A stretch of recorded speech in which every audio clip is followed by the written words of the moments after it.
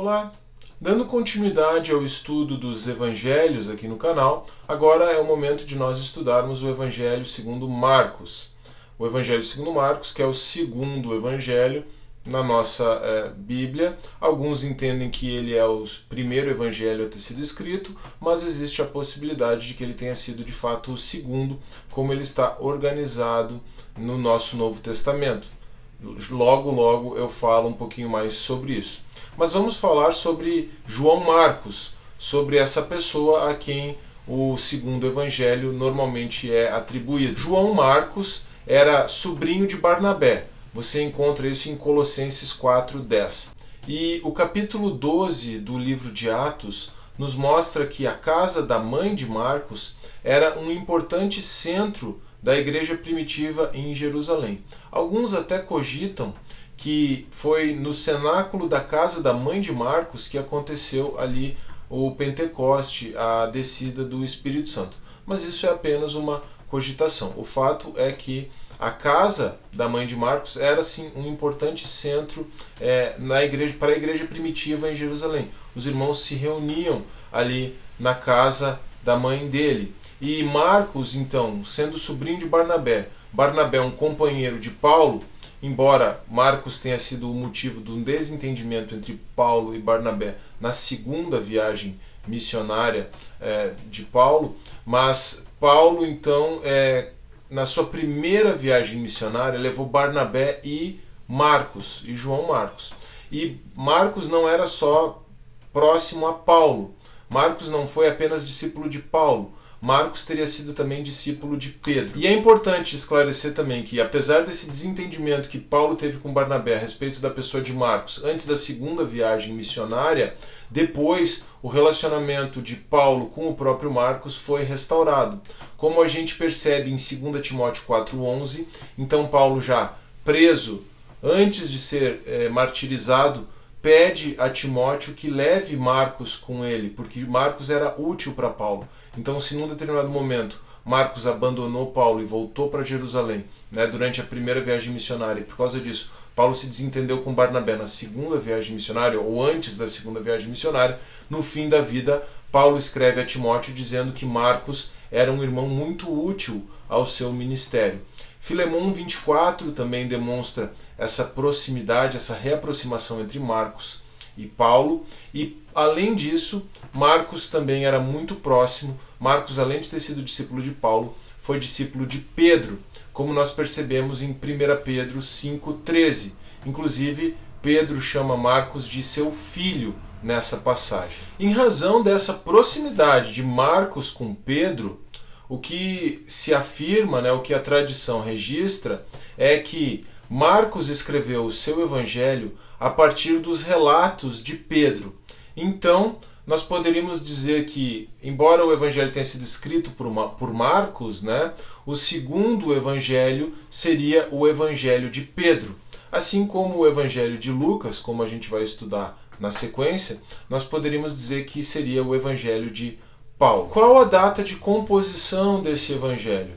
Os teólogos colocam o evangelho de Marcos tradicionalmente como tendo sido escrito entre os anos 50 e 60 depois de Cristo, o que faz dele o primeiro dos evangelhos e faz dele também base para Mateus e Lucas. Mas se nós levarmos em conta o testemunho dos colofões, que são notas que nós encontramos no final de muitos manuscritos, então o Evangelho de Marcos de fato teria sido o segundo a ter sido escrito, e ele teria sido publicado por volta do ano 42 ou 43 depois de Cristo. Certo? Então essas são duas possibilidades de datação. Quem são os destinatários desse Evangelho? Esse Evangelho foi dirigido aos gentios em geral e aos romanos em particular. O fato do Evangelho de Marcos não ter sido escrito para judeus explica por que constantemente existe a explicação de costumes dos judeus no Evangelho e também a tradução de termos hebraicos para o grego. E isso a gente percebe inclusive em português, porque vai aparecer a expressão hebraica e vai na tradução dizer o que traduzido significa, assim como foi traduzido por grego, a expressão hebraica é traduzida para o português na nossa tradução. Então, e esse fato, essas explicações, tanto de costumes quanto de expressões, demonstram o fato de que os destinatários do Evangelho de Marcos, os gentios, não estavam familiarizados com aqueles costumes judaicos e com aquelas expressões hebraicas encontradas no Evangelho. Aliás, existe um detalhe muito importante do Evangelho de Marcos que também é compreendido a partir dos seus destinatários. A própria genealogia de Jesus é omitida no Evangelho de Marcos. Então, se no Evangelho de Mateus a genealogia de Jesus, para demonstrar que ele é o filho de Davi, né, o herdeiro do trono de Davi, é importante, no Evangelho de Marcos isso não é importante. Para o Evangelho de Mateus, a genealogia de Jesus é importante, porque ele se destina, vamos lembrar, aos judeus.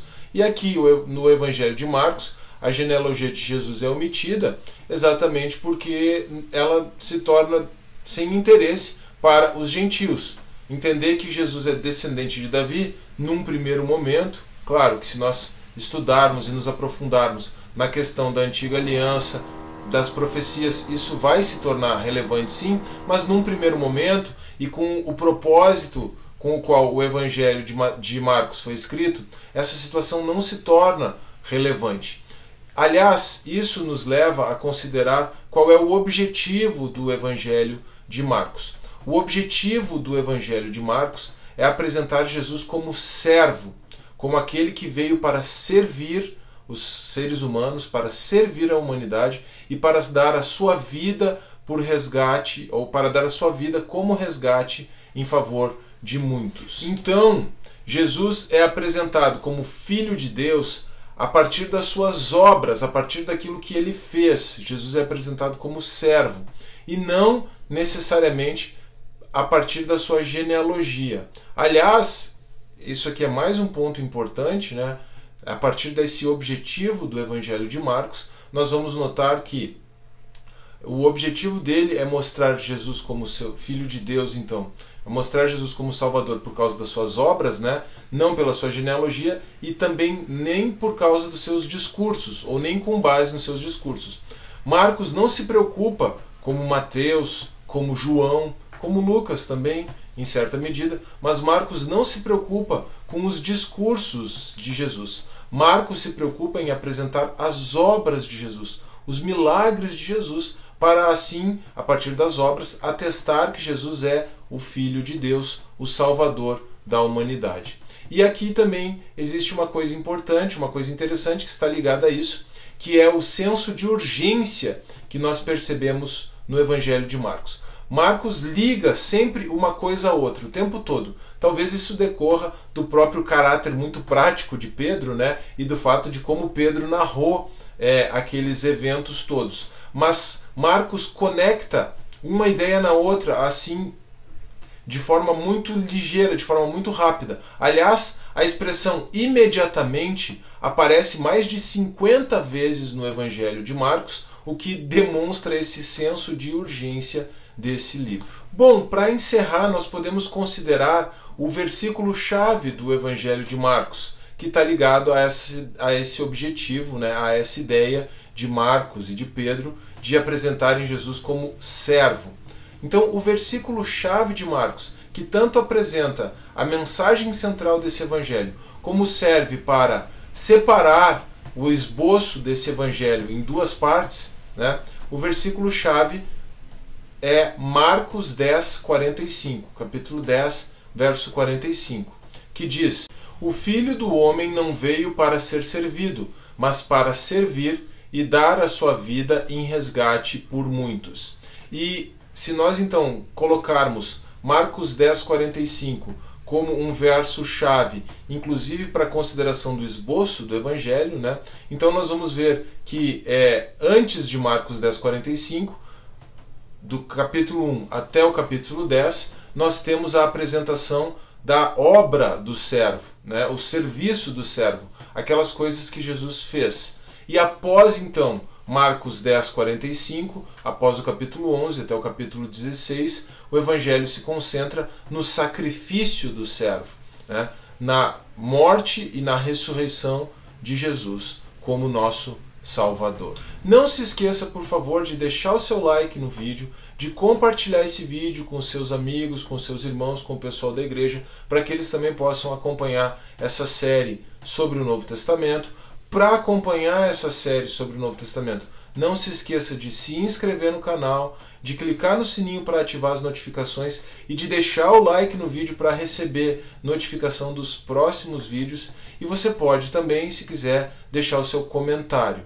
Eu espero que essa série esteja servindo para auxiliar na sua compreensão a respeito do Novo Testamento e para auxiliar especialmente na sua edificação espiritual.